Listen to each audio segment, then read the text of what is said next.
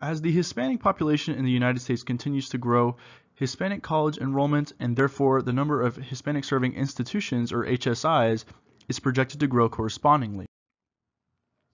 In the face of this reality, faculty at these institutions are increasingly interested in how they can cultivate an inclusive climate to promote their successes. Although previous research has shown Hispanic students perform better at HSIs than predominantly white institutions, faculty at HSIs remain predominantly white. This means, for Hispanic students, going to an HSI may not guarantee relief from forces of institutional racism. However, it does make for a fascinating site for research, particularly when it comes to understanding how marginalized group members interact with dominant group members, particularly when they're affiliated with an institution designated as minority serving.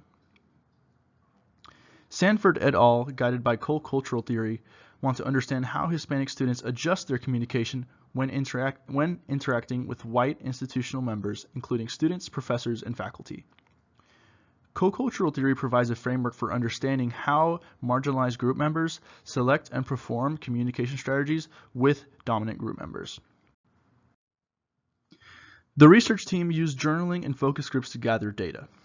15 Hispanic students agreed to write periodically in response to 6 prompts over an entire academic semester, including questions such as, how do you perceive Hispanic students and white students get along on our campus?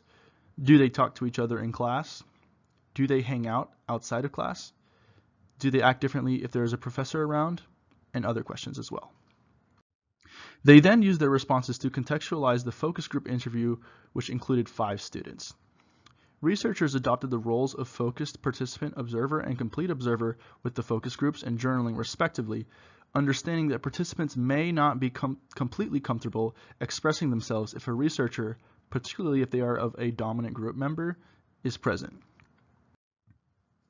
The research team coded the data based on CoCultural theory's 9 categories of CoCultural reasoning, generated by the combination of 3 communication styles: aggressive, assertive, or non-assertive, and 3 communication outcomes. Firstly, assimilation, desire to be part of a dominant group membership; 2, accommodation, balancing promoting marginalized culture and participating in a dominant group membership; and 3, separation, or challenging dominant group membership power. All members of the research team, including the coders, were white. Findings showed that 2/3 of the students' utterances demonstrated assimilationist strategies when interacting with white institutional members, mostly in a non-assertive style. This means that students for the most part communicated in order to fit in with dominant group members in a way that avoided confrontation. A little less than a quarter of utterances were categorized under accommodationist, and separationist data was not provided. The main strategy identified was emphasizing commonality, which, according to the authors, means highlighting similarities with dominant group members and downplaying differences. The authors concluded that this data signals the lengths Hispanic students go to cater to white institutional members' preferences, positing that they may appear happy, deferential, or respectful to navigate racism and put white institutional members at ease.